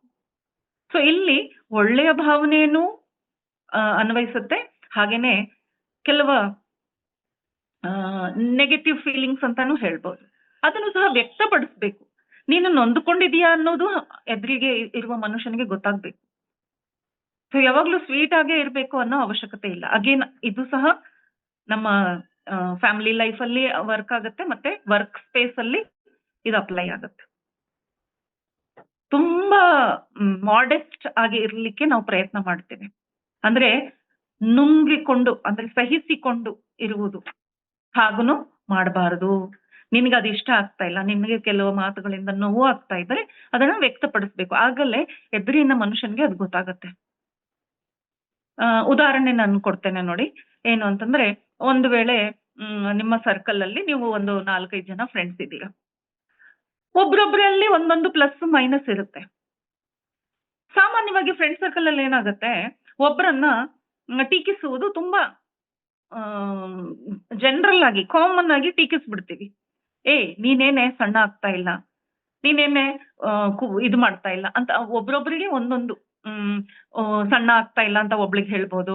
ಎಷ್ಟು ಖರ್ಚು ಮಾಡ್ತೀಯಾ, ಎಷ್ಟು ಟ್ರಿಪ್ಪಿಗೆ ಹೋಗ್ತೀಯಾ, ಏನು ಯಾವಾಗ ನೋಡಿದ್ರೂ ಫಾರಿನ್ ಟ್ರಿಪ್ಗೆ ಹೋಗ್ತಾ ಇರ್ತೀಯಾ ಅಂತ ಹೇಳೋದಾಗ್ಲಿ, ಅವಳು ಬಿಡು ಹೀಗೇನೆ ಅಂತ ಹೇಳೋದಾಗ್ಲಿ, ಈ ತರದ ಮಾತುಗಳು ಸರ್ವೇ ಸಾಮಾನ್ಯ ನಡೀತಾ ಇರುತ್ತೆ ಫ್ರೆಂಡ್ ಸರ್ಕಲ್ ಅಲ್ಲಿ. ಇಲ್ಲ ಒಬ್ಬರನ್ನ ಜೋಕ್ ಮಾಡೋದು, ಸ್ಪೆಷಲಿ ಬಾಯ್ಸ್ ಅಲ್ಲಿ ಇದು ತುಂಬಾ ಸಾಮಾನ್ಯವಾಗಿ ನಡೀತಾ ಇರುತ್ತೆ. ಒಬ್ಬರನ್ನ ಹಿಡಿದು ಕೀಟಲೆ ಮಾಡ್ತಾ ಇರ್ತಾರೆ. ಅವನ ಕಾಲ್ ಎಳೆದು, ಇಲ್ಲ ಅವನಿಗೆ ತಲೆಗೆ ಏಟ್ ಹಾಕಿ, ಯಾವಾಗ್ಲೂ ಅವನನ್ನ ಒಂಥರ ಸಪ್ರೆಸ್ ಮಾಡ್ತಾ ಇರ್ತಾರೆ. ಅಂಡ್ ಅವನು ಸಹ ನಕ್ಕೊಂಡು ಸ್ಮೈಲಿಂಗ್ ಫೇಸ್ ಇಂದ ಅದನ್ನ ಸಹಿಸ್ಕೊಳ್ತಾ ಇರ್ತಾನೆ. ಜನಗಳಿಗೆ ಜನರಲ್ ಆಗಿ ನೋಡಿದಾಗ ಪರವಾಗಿಲ್ಲ ಫ್ರೆಂಡ್ಸ್ ಅಲ್ವಾ ಅಂತ ತಿಳಿತಾರೆ. ಆದರೆ ಅವನ ಮನಸ್ಸಿನಲ್ಲಿ ಏನ್ ನಡೀತಾ ಇರುತ್ತೆ ಅಂದ್ರೆ ಅವನಿಗೆ ನಿಜವಾಗ್ಲೂ ಹರ್ಟ್ ಆಗ್ತಾ ಇರುತ್ತೆ. ಆದ್ರೆ ಅವನು ಹೇಳಲ್ಲ. ಫ್ರೆಂಡ್ ಸರ್ಕಲ್ ಅಲ್ವಾ, ಇರ್ಲಿ ಬಿಡಪ್ಪ, ಫ್ರೆಂಡ್ಸ್ ತಾನೇ, ಏನ್ ಅಂದ್ರೆ ಏನಾಯ್ತು ಬಿಡು ಅಂತ ಅವನು ಹಾಗೆ ತಾತ್ಸಾರ ಮಾಡಿ ಅದನ್ನ ಸಹಿಸ್ಕೊಂಡು ಹೋಗ್ತಾ ಇರ್ತಾನೆ. ಸೊ ತನ್ನ ಫೀಲಿಂಗ್ಸ್ ಅವನು ಯಾವತ್ತೂ ವ್ಯಕ್ತಪಡಿಸಿಲ್ಲ. ಆದ ಕಾರಣ ಲಾಂಗ್ ಪೀರಿಯಡ್ ಅದು ಹಾಗೇ ನಡೀತಾ ಇರುತ್ತೆ. ಆದರೆ ಅದು ತಪ್ಪು ಅಂತ ಹೇಳ್ತಾ ಇದ್ದಾರೆ. ಹಾಗೆ ನಿಮ್ಮನ್ನ ನೀವು ಟಾರ್ಚರ್ ಮಾಡ್ಕೊಳ್ಬಾರ್ದು. ನಿನ್ನ ಭಾವನೆ ಹೇಳ್ಬೇಕು. ನನ್ಗೆ ಇದು ಇಷ್ಟ ಆಗಲ್ಲ. ಏನ್ರಪ್ಪ ನೀವು ಯಾವಾಗ ಭೇಟಿ ಆದಾಗ್ಲೂ ನನ್ನ ವಿಷಯವಾಗಿ ನೀವು ಹೀಗೆ ಇದನ್ನ ಕಮೆಂಟ್ ಮಾಡ್ತೀರಾ, ಅದ್ ನನ್ಗೆ ಸ್ವಲ್ಪ ಬೇಜಾರಾಗತ್ತೆ ಅಂತ ನೀವು ವ್ಯಕ್ತ ಮಾಡಿದಾಗ್ಲೇ ಮಿಕ್ಕವರಿಗೆ ಅವಾಗ ಅದು ಅರಿವಿಗೆ ಬರುತ್ತೆ. ಹೌದಾ, ನೀನ್ ಅಷ್ಟು ಸೀರಿಯಸ್ ತಗೊಳ್ತೀಯಾ, ನೀನ್ ಅಷ್ಟು ಸೆನ್ಸಿಟಿವ್ ಆಗಿದ್ಯಾ, ಇರ್ಲಿ ಬಿಡೋ, ನಾವು ಸುಮ್ನೆ ಜೋಕ್ ಅಂತ ಮಾಡಿದ್ವಿ, ನೀನ್ ಯಾವತ್ತೂ ಈ ತರ ಹೇಳಿಲ್ವಲ್ಲ ಅಂತ. ಸೊ ಮಾಸ್ಟರ್ಸ್, ನಾನು ಈ ವಿಷಯಗಳನ್ನ ಯಾವ್ದನ್ನ ಎಕ್ಸಾಂಪಲ್ ಆಗಿ ನಿಮ್ಗೆ ಹೇಳ್ತಾ ಇದ್ದೀನಲ್ವಾ, ಬೀಯಿಂಗ್ ಅ ಟೀಚರ್ ನನ್ನ ಎಕ್ಸ್ಪೀರಿಯನ್ಸ್ ಅಲ್ಲಿ ಈ ತರದ್ದು ತುಂಬಾ ಬಂದಿದೆ. ಅವ್ರಿಗೆ ಕೌನ್ಸಿಲಿಂಗ್ ಲೆವೆಲ್ಗೆ ಹೋಗ್ಬಿಡ್ತಾರೆ, ಡಿಪ್ರೆಸ್ ಆಗ್ಬಿಡ್ತಾರೆ ಮಕ್ಕಳು. ಆ ಫ್ರೆಂಡ್ ಸರ್ಕಲ್ ಅಲ್ಲಾಗ್ಲಿ ಫ್ಯಾಮಿಲಿಯಲ್ಲಾಗ್ಲಿ ಈ ವಿಷಯಗಳು ಗೊತ್ತೇ ಆಗಲ್ಲ. ಆ ಮಗು ಅಷ್ಟೊಂದು ಹರ್ಟ್ ಆಗ್ತಾ ಇದೆ ಅನ್ನೋದು ಗೊತ್ತೇ ಆಗಲ್ಲ. ಸೊ ಇಲ್ಲಿ ಕೇಳುವಾಗ ನಿಮ್ಗೆ ಇದು ತುಂಬಾ ಸಹಜವಾದ ಸರಳವಾದ ವಿಷಯಗಳಾಗಿ ಕಾಣಿಸ್ಬಹುದು. But it takes a big turn in real life. So ಹೀಗೆ ಒಂದು ವೇಳೆ ಲೈಫ್ ಲಾಂಗ್ ಅದನ್ನ ಸಹಿಸ್ಕೊಂಡೇ ಹೋಗಿದ್ದೆ ಆದರೆ ಒಂದು ಪರ್ಸನ್ಗೆ ಅವನು ಸಾಯುವಾಗ ಅವನ್ಗನ್ಸುತ್ತೆ, ನಾನು ಇದನ್ನ ವ್ಯಕ್ತಪಡಿಸಿದ್ರೆ ನನ್ನ ಲೈಫ್ ಹೀಗಿರ್ತಾನೆ ಇದ್ದಿಲ್ವಲ್ಲ. ಸೊ ಈ ಲೈಫ್ ಎಲ್ಲ ಹೀಗೆ ಕಷ್ಟಗಳಿಂದ ತುಂಬಿರೋ ಕಾರಣ ಯಾರು ಅಂದ್ರೆ ನಾನೇ. ನೊಂದ್ಕೊಂಡೇ ಜೀವನ ಕಳೆದ್ಬಿಟ್ಟೆ, ಕಾರಣ ಯಾರು? ನಾನೇ. ನಾನು ಒಂದು ವೇಳೆ ಅದನ್ನ ಹೇಳಿದ್ದೆ ಆಗಿದ್ರೆ ಜನಗಳು ತಿದ್ಕೊಳ್ತಾ ಇದ್ರು, ಮನೆಯಲ್ಲಿ ವಿಚಾರಗಳು ಬದಲಾಗ್ತಾ ಇತ್ತು. ಸೊ ಯಾರಿಗೂ ನಿನ್ನ ಮನಸ್ಸಿನ ಮಾತು ಗೊತ್ತೇ ಇಲ್ಲ. So you have to express yourself. So expression ವಿಷಯ ಏನಿದೆ ಅಲ್ವಾ, ತುಂಬಾ ಡೀಪ್ ಇದೆ ಮಾಸ್ಟರ್ಸ್. ಬಿಕಾಸ್ ಇದ್ರ ಮೇಲೆ ನಾನು 1 ಗಂಟೆ ಆದ್ರೂ ಮಾತಾಡಬಲ್ಲೆ. Many case studies are there. So just think about yourself. ನೀವು ಎಲ್ಲಿ ನಿಮ್ಮ ಫೀಲಿಂಗ್ಸ್ ಅನ್ನ ಹೈಡ್ ಮಾಡ್ತಾ ಇದ್ದೀರಾ, ಫೇಕ್ ಮಾಡ್ತಾ ಇದ್ದೀರಾ, ನಮ್ಗೇನು ಅನ್ಸಲ್ಲಪ್ಪ ಅಂತ ನೀವು ಅದನ್ನ ಎಲ್ಲರ ಮುಂದೆ ಹೇಳ್ತಾ ಇದ್ದೀರಾ, ಆದ್ರೆ ಒಳ ಮನಸ್ಸಲ್ಲಿ ನಿಮ್ಗೆ ಅದು ಚುಚ್ತಾ ಇದೆ. ಆ ಥರದ ಯಾವ್ದಾದ್ರು ಇದ್ರೆ ತಕ್ಷಣ ಎಲ್ಲರ ಮುಂದೆ ನೀವು ಶೇರ್ ಮಾಡ್ಕೊಳ್ಳಿ. ನಿಮ್ಮ ಒಳ ಮನಸ್ಸಿನ ಫೀಲಿಂಗ್ಸ್ ಏನಿದೆಯೋ ಅದನ್ನ ಶೇರ್ ಮಾಡ್ಕೊಳ್ಳಿ. ಸೊ ಒಂದು ವೇಳೆ ನೀವು ನೊಂದುಕೊಳ್ತಾ ಇದ್ರೆ ಶೇರ್ ಮಾಡ್ಕೊಳ್ಳಿ. ಹಾಗೇನೆ ನಿಮ್ಮ ಫೀಲಿಂಗ್ಸ್ ಅನ್ನ ಹೈಡ್ ಮಾಡ್ತಾ ಇದ್ರೆ, ಮುಚ್ಚಿಟ್ಕೊಳ್ತಾ ಇದ್ರು ಸಹ ಶೇರ್ ಮಾಡ್ಕೊಳ್ಳಿ. ಫ್ಯಾಮಿಲಿ ಜೊತೆಲಿ first starts with your family. ಎಲ್ಲಾ ಮಕ್ಕಳು ಸೇರ್ಕೊಂಡು ಆಟ ಆಡ್ಕೊಂಡಿರ್ತಾರೆ. ಸಪೋಸಿಂಗ್ ಒಂದ್ ತಾಯಿ ಜೊತೆಲಿ ಎಲ್ಲರೂ ಫ್ರೀ ಆಗಿದ್ದಾರೆ ಅಂತ ಇಟ್ಕೊಳ್ಳೋಣ. ಸೊ ಮಕ್ಕಳು ತಾಯಿ ಆಟ ಆಡ್ಕೊಂಡಿದ್ದಾರೆ, ತಂದೆ ಮಾತ್ರ ಏನೋ ಸೀರಿಯಸ್ ಆಗಿ ಯಾವಾಗ್ಲೂ ಮೊಬೈಲ್ ಅಲ್ಲಿ ಇಲ್ಲ ಲ್ಯಾಪ್ಟಾಪ್ ಇಟ್ಕೊಂಡು ಆಫೀಸ್ ವರ್ಕ್ ಅಂತ ಕೂತಿದ್ದಾರೆ ಅಂತ ಇಟ್ಕೊಳ್ಳಿ. ಆದ್ರೆ ಅವ್ರ ಮನ್ಸಲ್ಲೂ ಇದೆ, ನಾನು ಆತರ ಆಡ್ಬೇಕು, ಆ ಸಮಯವನ್ನು ಹಾಗೆ ಕಳಿಬೇಕು. ಆದ್ರೆ ಒಂದು ಮುಖವಾಡ ಹಾಕೊಂಡಿದ್ದಾರೆ, ನಾನು ತುಂಬಾ ಸೀರಿಯಸ್, ನನ್ಗಿದೆಲ್ಲ ಇಷ್ಟ ಆಗಲ್ಲ ಅಂತ. ಒಂದು ವೇಳೆ ಆ ಥರದ ಒಂದು ಮುಖವಾಡ ಏನಾದ್ರು ನೀವು ಹಾಕಿದರೆ ಪ್ಲೀಸ್ ಅದನ್ನ ಕಳಿಸಿಬಿಡಿ. ಇಲ್ಲ ಅಂದ್ರೆ ಒಂದು ಸಮಯ ಬರುತ್ತೆ ನಿಮ್ಗೆ ಅದು ತುಂಬಾ ನೋವನ್ನು ಉಂಟು ಮಾಡುತ್ತೆ. ಅಯ್ಯಯ್ಯೋ, ನಾನು ಯಾಕೆ ಇದನ್ನ ಹೀಗ್ ಮಾಡ್ಕೊಂಡೆ ಅಂತ, ನನ್ನ ಫೀಲಿಂಗ್ಸ್ ಅನ್ನ ಯಾಕೆ ವ್ಯಕ್ತ ಮಾಡ್ಲಿಲ್ಲ. 4ನೇದು ನೋಡೋಣ master. This is the most important and ಪ್ರತಿ ಮನುಷ್ಯನಿಗೆ ಆಗುವುದು ಅಂತ ರಿಪೋರ್ಟ್ ಆಗಿದೆ. ಆಕ್ಚುಲಿ ಯಾವ್ದಿದು ಸ್ಟ್ಯಾನ್ಫೋರ್ಡ್ ಯೂನಿವರ್ಸಿಟಿಯಲ್ಲಿ ರೆಕಾರ್ಡ್ ಮಾಡಿದ್ದಾರೆ. ಎಷ್ಟು ಪರ್ಸೆಂಟೇಜ್ ಅಂದ್ರೆ 37% ಆಫ್ ದ ಪಾಪ್ಯುಲೇಷನ್ ಈ ತರ ಫೀಲ್ ಮಾಡ್ಕೊಳ್ಳುತ್ತೆ. ಸೊ ಇದನ್ನ ಒಂದು ವೇಳೆ ಸರಿಪಡಿಸಿದರೆ ರೋಗಗಳು 37% ಕಡಿಮೆ ಆಗುತ್ತೆ ಅಂತೆ. ಸೊ ಯಾವ್ದು ಗೊತ್ತಾ ಅದು? ಸೊ ಯಾವ ರಿಗ್ರೆಟ್ ಇರ್ಲಿಲ್ಲ ಅಂದ್ರೆ ನಿಮಗೆ ರೋಗನೂ ಇರಲ್ಲ, ಬೇಗ ಸಾವು ಬರಲ್ಲ ಅಂತಹ ಒಂದು ವಿಷಯ. ಯಾವ್ದು ಹೇಳಿ? ಸಾವನ್ನೇ ದೂರ ಮಾಡುವ, ರೋಗಗಳನ್ನು ದೂರ ಮಾಡುವ ಒಂದು ವಿಷಯ. ಸೊ 4ನೇ ರಿಗ್ರೆಟ್ ಏನಿದೆ ಅಂತಂದ್ರೆ, I wish I had stayed in touch with my friends. ತುಂಬಾ ನೆನಪಾಗತ್ತಂತೆ ಸಾವಿನ ಸಮಯದಲ್ಲಿ. ಅಯ್ಯೋ, ನನ್ನ ಫ್ರೆಂಡ್ಸ್ ಜೊತೆಲಿ ನನ್ ಟಚ್ ಅಲ್ಲಿದ್ರೆ ಎಷ್ಟು ಚೆನ್ನಾಗಿರೋದು, ಯಾಕೆ ನಾನು ಬ್ಯುಸಿ ಆಗ್ಬಿಟ್ಟೆ, ನಾನು ಹೀಗೆ ಯಾಕೆ ನಾನು ಬಿಟ್ಬಿಟ್ಟೆ, ಯಾಕೆ ಆ ಚಿಕ್ಕ ವಿಷಯನ ನಾನು ತುಂಬಾ ಸೀರಿಯಸ್ ಆಗಿ ತಗೊಂಡ್ಬಿಟ್ಟು ಕೆಲವು ಒಳ್ಳೆ ಫ್ರೆಂಡ್ಸ್, ಕ್ಲೋಸ್ ಫ್ರೆಂಡ್ಸ್ನ ಬಿಟ್ಬಿಟ್ಟೆ. ಸೊ ಐ ವಿಶ್ ನನ್ನ ಫ್ರೆಂಡ್ ಜೊತೆಲಿ ನಾನು ಯಾವಾಗ್ಲೂ ಕಾಂಟ್ಯಾಕ್ಟ್ ಅಲ್ಲಿ ಇರ್ಬೇಕಿತ್ತು ಅಂತ.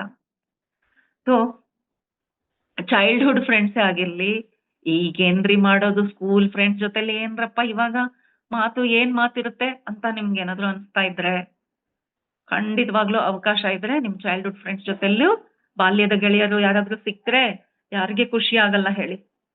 ಅದು ಸಿಕ್ಕಾಗಲೇ ಗೊತ್ತಾಗೋದು, ಇಲ್ಲಾಂದ್ರೆ ಗೊತ್ತಾಗಲ್ಲ. ಮೊದ್ಲೆಲ್ಲ ಸಿನಿಮಾನು ಬರೋದಪ್ಪ, ಇವಾಗ ಫ್ರೆಂಡ್ಶಿಪ್ ಮೇಲೆ ಸಿನಿಮಾಗಳೇ ಇಲ್ಲ. ಮೊದ್ಲು ಫ್ರೆಂಡ್ಶಿಪ್ ಮೇಲೆ ವರ್ಷದಲ್ಲಿ ಒಂದು ಸಿನಿಮಾ ಆದ್ರೂ ಇರೋದು. So friend is the most important part in every once life ಅಂತೆ. ನನಗೆ ಯಾರು ಫ್ರೆಂಡ್ಸ್ ಇಲ್ಲ ಅಂತ ಯಾವ ಮನುಷ್ಯ ಹೇಳ್ತಾ ಇದ್ದಾನೋ ಅವನ ಜೀವನದಲ್ಲಿ ರೋಗ ಖಚಿತವಾಗಲು ದೊಡ್ಡ ದೊಡ್ಡ ರೋಗಗಳೇ ತುಂಬಿರುತ್ತೆ ಸಾಯೋ ಸಮಯಕ್ಕೆ ಬರೋಷ್ಟರಲ್ಲಿ. ಒಂದು ವೇಳೆ ನಿಮ್ಗೆ ಯಾವ ರೋಗಗಳು ಬೇಡ ಮತ್ತೆ ನೆಮ್ಮದಿಯ ಒಂದು ಜೀವನ ಬೇಕು ಅಂತಂದ್ರೆ ಫ್ರೆಂಡ್ಸ್ ಲಿಸ್ಟ್ ಅನ್ನ ಓಪನ್ ಮಾಡಿ, B in touch with your friend. So friends ಅಂದ್ರೆ ಯಾರು? ಕ್ಲೋಸ್ ಫ್ರೆಂಡೇ ಬೇಕಾಗಿಲ್ಲ, ಕ್ಲೋಸ್ ಫ್ರೆಂಡ್ ಇರಬೇಕು, very good. But just like that, just ಒಂದು ನಾರ್ಮಲ್ ಫ್ರೆಂಡ್ ಯಾಕೆ ಇರಬಾರ್ದು ಅಲ್ವಾ? ಎಲ್ಲರೂ ಸೇರ್ಕೊಂಡು ನಗಾಡ್ಕೊಂಡು ಒಂದು ಗಂಟೆ ಇಲ್ಲ ಒಂದು ದಿನ ಕಳೆಯುವಂತ ಒಂದು ಸರ್ಕಲ್ ಅನ್ನು ನಾವ್ ಯಾಕೆ ಕ್ರಿಯೇಟ್ ಮಾಡಬಾರ್ದು? ಆ 1 ಅವರ್ ಆರ್ 1 ಡೇ ಏನಿದೆಯೋ ಒಂದು ಥೆರಪಿ ಆಗಿ ಕೆಲಸ ಮಾಡುತ್ತೆ. ನಿಮ್ಗೆ ಆಗ ಯಾವ ಸೈಕಾಟ್ರಿಸ್ಟ್ ಹತ್ರ ಹೋಗ್ಬೇಕಾಗಲ್ಲ, ಯಾವ ಡಾಕ್ಟರ್ ಹತ್ರ ಹೋಗ್ಬೇಕಾಗಲ್ಲ. ಈಗಲೂ ನೋಡಿ, ನಿಮ್ಗೆ ಒಂದು ವೇಳೆ ನಿಮ್ಮ ಲೈಫಲ್ಲಿ ಒಂದು ಫ್ರೆಂಡ್ ಅಂತ ಇದ್ದಾರೆ ಅಂತಂದ್ರೆ, ಒಂದ್ 4 ಜನ ಫ್ರೆಂಡ್ ಅಂತ ಇದ್ದಾರೆ ಅಂದ್ರೆ, ಅವರ ಜೊತೆಲಿ ನೀವು ಸಮಯ ಕಳೆದಾಗ ಯಾವ ತರ ನಿಮ್ಮ ಒಂದು ಮನಸ್ಸಿರುತ್ತೆ, ಮನಸ್ಥಿತಿ ಇರುತ್ತೆ ಅಂತ ಪ್ರಪಂಚನೇ ಮರೆತು ಹೋಗ್ಬಿಡ್ತೀವಿ.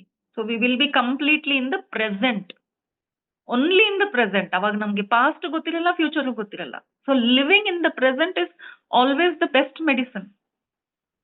ಸೊ ಧ್ಯಾನ ಮಾಡಿದ್ರೆ ಹೇಗೆ ನಾವು ಲಿವಿಂಗ್ ಇನ್ ದ ಪ್ರೆಸೆಂಟ್ ಆಗತ್ತೋ, ಅವೇರ್ನೆಸ್ ನಲ್ಲಿ ಇರುವುದಾಗುತ್ತೋ, ಹಾಗೇನೆ ನೀವು ಫ್ರೆಂಡ್ಸ್ ಜೊತೆಯಲ್ಲಿ ಸಮಯ ಕಳೆದಾಗ ಅಷ್ಟು ಸಮಯ ನೀವು ಲಿವಿಂಗ್ ಇನ್ ದ ಪ್ರೆಸೆಂಟ್ ಆಗ್ತಾ ಇದೆ. ಎಷ್ಟು ಸುಂದರವಾದ ಒಂದು ಅನುಭವ ಅಲ್ವಾ? ಸೊ ಒಂದು ವೇಳೆ ನಿಮ್ಮಲ್ಲಿ ನಿಮ್ಮ ಫ್ರೆಂಡ್ ಸರ್ಕಲ್ಸ್ ಇದೆ, ಫ್ರೆಂಡ್ ಇಲ್ಲ ಅಂತ ಹೇಳುವವರು ನಿಮ್ಮನ್ನ ನೀವು ಚೆಕ್ ಮಾಡ್ಕೊಳ್ಳಿ. ಯಾಕೆ ನೀವು ಫ್ರೆಂಡ್ಸ್ ಮಾಡ್ಕೊಳಕ್ ಆಗ್ತಾ ಇಲ್ಲ ಅಂತ. ಈ ಮೇಲೆ ಹೇಳುವ ಕೆಲವು ಪಾಯಿಂಟ್ಸ್ ಇದೆ ನೋಡಿ, ಅದು ಅಪ್ಲೈ ಆಗ್ತಾ ಇರುತ್ತೆ. ನೀವು ನಿಮ್ ಫೀಲಿಂಗ್ಸ್ ಎಕ್ಸ್ಪ್ರೆಸ್ ಮಾಡ್ತಾ ಇಲ್ಲ, ಇಲ್ಲ ನಾನು ಹಾರ್ಡ್ ವರ್ಕ್ ಮಾಡ್ಬೇಕು, ಏನಿದು ಇವ್ರ ಜೊತೆಲಿ ಹೋದ್ರೆ ಬರೀ ಊರ್ ಸುತ್ತಾರಪ್ಪ ಇವರು, ಬರೀ ಟ್ರಿಪ್ ಅಂತಾರೆ, ತಿಂಗ್ಳಿಗೊಂದು ಟ್ರಿಪ್ ಹಾಕಾರಪ್ಪ ಇವರು, ಬೇಡ ಇವ್ರ ಸಹವಾಸನೆ ಬೇಡ ನನ್ಗೆ ಎಷ್ಟು ಕೆಲಸ ಇದೆ, ನಾನು ಪ್ರಮೋಷನ್ಗಾಗಿ ಟ್ರೈ ಮಾಡ್ತಾ ಇದ್ದೀನಿ ಅಂತ ನೀವು ಒಂದು ವೇಳೆ ಇದನ್ನ ಸ್ಯಾಕ್ರಿಫೈಸ್ ಮಾಡ್ತಾ ಇದ್ರೆ, you are in a big loss my dear friend. Because ಇವತ್ತಿಲ್ಲ ನಾಳೆ ನೀವು ಇದನ್ನ ರಿಗ್ರೆಟ್ ಮಾಡ್ತೀರಾ. So the biggest regret, actually ಇದನ್ನೇ ನಾನು ಫಸ್ಟ್ ಪಾಯಿಂಟ್ ಅಂತ ಅನ್ಕೊಂಡಿದ್ದೆ.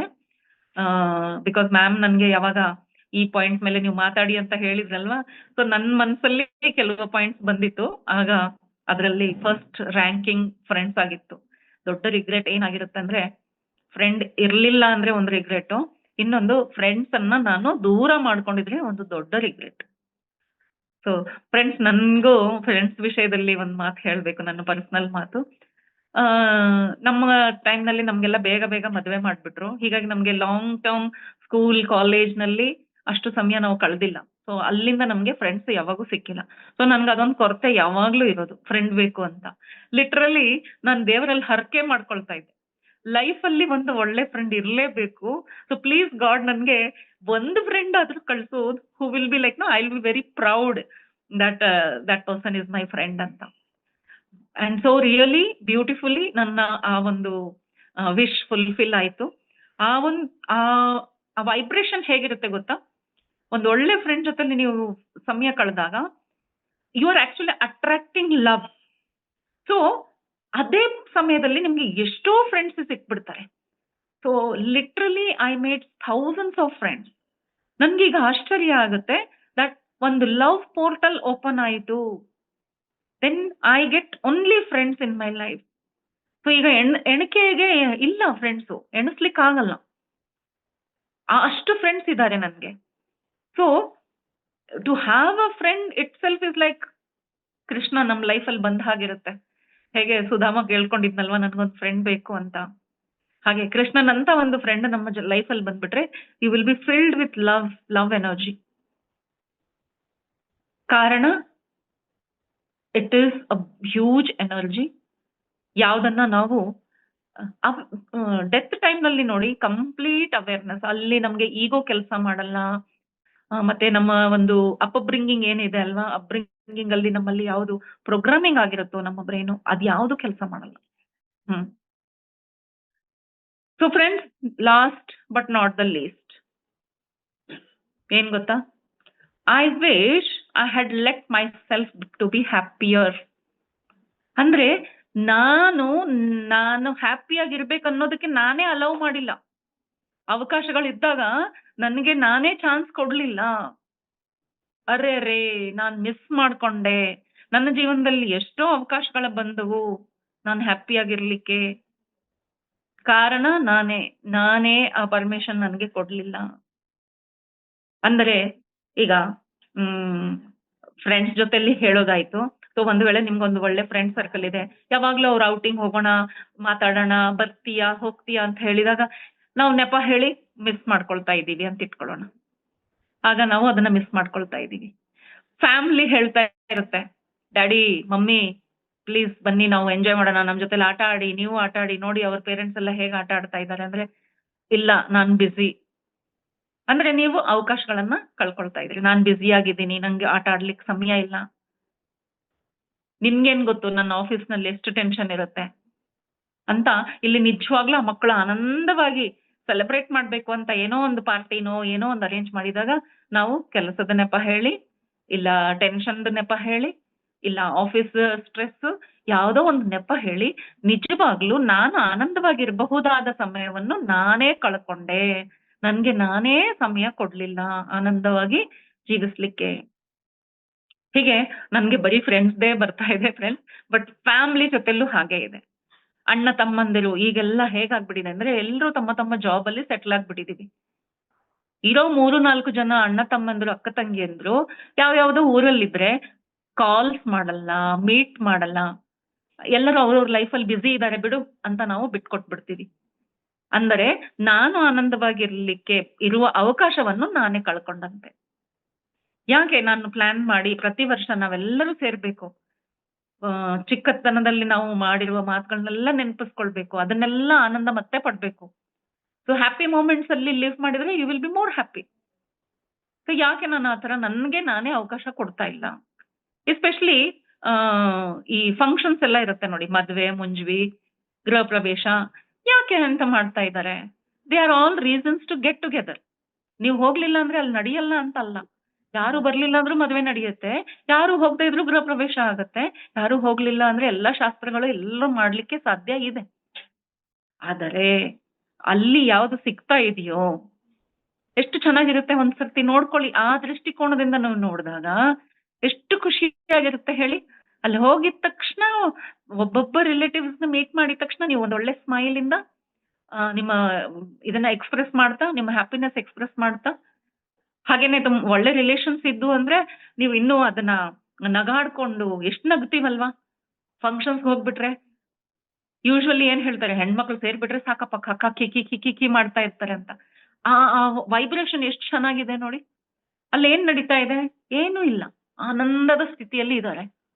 ಸೊ ಅದಕ್ಕೆ ನಾನು ಅನುಮತಿ ಕೊಡ್ಬೇಕು. ಇವಾಗ ಹೇಗಾಗಿದೆ ಅಂದ್ರೆ ನನ್ನ ಬ್ಯುಸಿನೆಸ್ ಇಲ್ಲ ನನ್ನ ಒಂದು ಡಿಗ್ನಿಟಿ ಮೇಂಟೈನ್ ಮಾಡ್ಲಿಕ್ಕೆ ಕೆಲವೊಬ್ರು ಸ್ಟೇಟಸ್ ಮೇಂಟೈನ್ ಮಾಡ್ತಾರೆ. ಏನು ಎಲ್ಲ ಕರ್ದಲ್ಲೆಲ್ಲ ಹೋಗ್ಲೇಬೇಕಾ ಅಂತ. ಯಾರಿಗಾಗಿ ಹೋಗ್ತಾ ಇದೀವಿ ನಮ್ ಗಮನಕ್ಕಿಲ್ಲ. ನಾನು ನನ್ಗಾಗಿ ಹೋಗ್ತಾ ಇದ್ದೇನೆ, ನನ್ನ ಆನಂದಕ್ಕಾಗಿ ನಾನು ಅಲ್ಲಿಗೆ ಹೋಗ್ತಾ ಇದ್ದೇನೆ ಅನ್ನೋದು ನಾವು ನೋಡ್ಕೊಳ್ತಾ ಇಲ್ಲ. ಆ ಆನಂದನೇ ಬೇರೆ. ಸೊ ನಾನು ಯೂಶುವಲಿ ಈಗಿನ ಜನರೇಷನ್ ಮಕ್ಕಳಿಗೆ ಎಲ್ರಿಗೂ ಅಡ್ವೈಸ್ ಮಾಡ್ತೇನೆ, ಎಲ್ಲೇ ಮದ್ವೆ ಮುಂಜ್ವಿ ಏನೇ ಇರ್ಲಿ ಪ್ಲೀಸ್ ಅಟೆಂಡ್. ವಾಸ್ತು ಇದ್ರ ಜ್ಯೋತಿಷ್ಯ ಪ್ರಕಾರ ಸಹ ಈ ತರ ಫಂಕ್ಷನ್ಸ್ ಅಟೆಂಡ್ ಮಾಡೋದ್ರಿಂದ ತುಂಬಾನೇ ಗ್ರಹ ದೋಷಗಳು ಬದಲಿ ಆಗತ್ತೆ, ಗುರುಬಲ ಬರುತ್ತೆ. ಸೊ ಅದು ತುಂಬಾ ಪವರ್ಫುಲ್ ಆಕ್ಚುಲಿ ಎನರ್ಜಿ ಅದು. ಈಗ ನೀವು ನೋಡಿ ಎಲ್ಲ ಟೀನೇಜರ್ಸ್ ಮದ್ವೆಗಳನ್ನ ಅವಾಯ್ಡ್ ಮಾಡ್ತಾರೆ. ಏಯ್ ನಮ್ದೇನ್ ಕೆಲ್ಸ ಅಲ್ಲಿ, ಎಲ್ಲ ಆಂಟಿಗಳೇ ಇರ್ತಾರೆ ಅಂತ ಅವರು ಮನೆಯಲ್ಲಿ ಇರ್ತಾರೆ, ಇಲ್ಲ ಅವ್ರ ಫ್ರೆಂಡ್ಸ್ ಜೊತೆಲಿ ಆಚೆ ಹೋಗ್ಲಿಕ್ಕೆ ಇಷ್ಟಪಡ್ತಾರೆ. ಆದ್ರೆ ಫ್ಯಾಮಿಲಿ ಮದ್ವೆಗಳಲ್ಲಿ ಅಟೆಂಡ್ ಆಗ್ಲಿಕ್ಕೆ ಇಷ್ಟಪಡಲ್ಲ. ಆದ್ರೆ they are going to miss that. Because friendship ಅಂತಂದ್ರೆ ಈವನ್ ರಿಲೇಟಿವ್ಸ್ ನಲ್ಲಿ ನಾವು ಆ ರಿಲೇಶನ್ಶಿಪ್ ನ ಇಟ್ಕೊಳ್ಬೇಕು. ಆ ಒಂದು ಸೈನ್ಸ್ ಇದೆ ಅದು. Friendship is a science. ಯಾರ ಜೊತೆಲಿ ಹೇಗ್ ಮಾತಾಡ್ಬೇಕು, ಹೇಗಿರ್ಬೇಕು, ಆ ಒಂದು ಸೈನ್ಸ್ ಅನ್ನ ನಾವು ಕಲ್ತ್ಕೊಳ್ತೇವೆ. So you learn the knack of personality development ಅಂತ ಹೇಳಿ ಕ್ಲಾಸಸ್ ಮಾಡ್ಕೊಳ್ತಾ ಇದೀವೋ, ಅದು ಮೊದಲೆಲ್ಲ ಇದ್ದಿಲ್ಲ. ಜಾಯಿಂಟ್ ಫ್ಯಾಮಿಲಿನಲ್ಲಿ ಇದ್ದವರಿಗೆ ಇದು ಬೇಕಾಗಿಲ್ಲ. ದೇ ನೋ ಯಾರ ಜೊತೆಲಿ ಹೇಗೆ ವ್ಯವಹಾರ ಮಾಡಬೇಕು, ಎಲ್ಲಿ ಎಷ್ಟು ಮಾತಾಡ್ಬೇಕು, ಹೇಗೆ ವರ್ತಿಸ್ಬೇಕು, ಆಟೋಮೆಟಿಕ್ ಆಗಿ they will learn it. So ಅಲ್ಲಿಂದ ಏನಾಗುತ್ತೆ, ಇಲ್ಲಿ ಪೀಸ್ ಅಂಡ್ ಲವ್. ಸೊ ಇಲ್ಲಿ ಪೀಸ್ ಅಂಡ್ ಲವ್ ಬಂತಂದ್ರೆ ನಾನು ಏನ್ ಮಾಡಿದ ಹಾಗಾಯ್ತು, ನನ್ನನ್ನ ನಾನು ಹ್ಯಾಪಿ ಆಗಿರ್ಲಿಕ್ಕೆ ನಾನು ಅವಕಾಶ ಮಾಡಿಕೊಟ್ಟ ಹಾಗಾಗುತ್ತೆ. ಸೊ ಮಾಸ್ಟರ್ಸ್, ಆಕ್ಚುಲಿ ನಾವು ಡೀಪರ್ ಆಗಿ ಹೋದ ಹಾಗೆ ಇನ್ನೂ ಡೀಪ್ ಆಗಿ ವಿಷಯಗಳನ್ನ ಅರ್ಥ ಮಾಡ್ಕೊಳ್ಬಹುದು. ಆದ್ರೆ ಇಲ್ಲಿ ಸಾವಿನ ಇನ್ನೇನು ಆ ಹೊಸಲಲ್ಲಿ ನಿಂತ್ಕೊಂಡಾಗ ನಾವು ಈ ವಿಷಯಗಳಿಗಾಗಿ ನಾವು ರಿಗ್ರೆಟ್ ಮಾಡಬಾರ್ದು. ಎಂತಹ ಒಂದು ಸೂಕ್ಷ್ಮ ವಿಷಯಗಳು ಹೌದು, ಅಷ್ಟೇ ಕ್ಷುಲ್ಲಕ ವಿಷಯವೂ ಹೌದು. ಇದನ್ನ ನಾವು ತಿಳ್ಕೊಂಡ್ಬಿಟ್ರೆ ಖಂಡಿತವಾಗ್ಲೂ ನಾವು ಅಂತಿಮ ಸಮಯದಲ್ಲಿ ರಿಗ್ರೆಟ್ ಮಾಡೋ ಅವಶ್ಯಕತೆ ಆಗ್ಬಾರ್ದು, ಪಶ್ಚಾತ್ತಾಪ ಪಡೆಯುವಂತೆ ಆಗ್ಬಾರ್ದು. ಸೊ ಯಾವ ವಿಷಯ ಅಂತ ಇನ್ನೊಂದ್ಸತಿ ರಿಪೀಟ್ ಮಾಡ್ತೇನೆ ಮಾಸ್ಟರ್ಸ್. ಸೊ ಮೊದಲನೇದಾಗಿತ್ತು, I wish I had the courage to live life true to myself, others expected, ಬೇರೆಯವ್ರು ಎಕ್ಸ್ಪೆಕ್ಟ್ ಮಾಡಿದಂತೆ ಅಲ್ಲ, ನನ್ನ ಸಲುವಾಗಿ. ಎರಡನೇದು, I wish I didn't work hard. ಹಾಗಂತ ಹಾರ್ಡ್ ವರ್ಕ್ ಮಾಡಬಾರ್ದು ಅಂತ ಹೇಳ್ತಾ ಇಲ್ಲ, ಆದ್ರೆ ಅದ್ರಗಾಗಿ ನಾವು ಬೇರೆದನ್ನ ಸ್ಯಾಕ್ರಿಫೈಸ್ ಮಾಡಬಾರ್ದು. ಇಷ್ಟೊಂದು ಮಾಡ್ಬೇಕಿತ್ತ ಅಂತ. ಸೊ ಅಷ್ಟು ಹಾರ್ಡ್ ವರ್ಕ್ ಮಾಡುವ ಅವಶ್ಯಕತೆ ಇದ್ದಿಲ್ಲ. ಮೂರನೇದು, I had the courage to express my feelings ಅನ್ನ ನಾನು ಎಕ್ಸ್ಪ್ರೆಸ್ ಮಾಡ್ಬೇಕಿತ್ತಲ್ಲಪ್ಪ. ನಾಲ್ಕನೇದು, I had stayed in touch with my friends, and that is the most beautiful one. And last but not the least, I wish I had let myself be happier, not happy, happier, more happy. So masters, ಇದು 5 regrets of the dying from Bronnie Ware ಅನ್ನುವ ಪುಸ್ತಕದಿಂದ, ಮತ್ತೆ ಯಾವ case ಸ್ಟಡಿಯಲ್ಲಿ ನಿಜವಾಗ್ಲೂ ಆ patient ಹೇಗೆ ಮಾತಾಡಿದ್ರು ಸಾಯುವಾಗ ಅನ್ನುವ ಮಾತುಗಳ ಜೊತೆಯಲ್ಲಿ ಆ ಬುಕ್ ಅಲ್ಲಿ ಇನ್ನೂ ಡೀಟೇಲ್ ಆಗಿದೆ. ಸಮಯದ ಅಭಾವದಿಂದಾಗಿ ನಾವು ಬರೀ ಒಂದು 4-5 ಪಾಯಿಂಟ್ಸ್ ಅನ್ನ ನೋಡಿದ್ದೇವೆ. ಖಂಡಿತವಾಗ್ಲೂ ಈ ಜ್ಞಾನ ನಮ್ಮೆಲ್ಲರಿಗೆ ಬೇಕಾಗಿರುವುದೇ. ಇದೆಲ್ಲ ನಮ್ಮನ್ನ ಎಚ್ಚರಿಸುತ್ತೆ. So it is just for awareness masters. So ಈ ಪಾಯಿಂಟ್ಸ್ ಅನ್ನ, ಈ ಟಾಪಿಕ್ ಅನ್ನ ಎಲ್ಲರ ಜೊತೆಲಿ ಶೇರ್ ಮಾಡಿ, ಮನೆಯಲ್ಲಿ ಚರ್ಚೆ ಮಾಡಿ, ಅಂಡ್ ನಮ್ಮಲ್ಲಿ ಚೇಂಜಸ್ ಬರೋ ಹಾಗೆ ನಾವು ವರ್ಕ್ ಮಾಡೋಣ ಅಂತ ಹೇಳ್ತಾ ಇವತ್ತಿನ ಸಂಚಿಕೆಯನ್ನು ಇಲ್ಲಿಗೆ ಮುಕ್ತಾಯಗೊಳಿಸೋಣ. ನನ್ಗೆ ಈ ಅವಕಾಶ ಕೊಟ್ಟಿದ್ದಕ್ಕೆ thank you so much. PMC Kannada channel ಅನ್ನು ಲೈಕ್ ಮಾಡಿ, ಶೇರ್ ಮಾಡಿ, ಸಬ್ಸ್ಕ್ರೈಬ್ ಮಾಡಿ ಮತ್ತು ಮಾಡಿಸಿ. ಎಲ್ಲರಿಗೂ ಧನ್ಯವಾದಗಳು.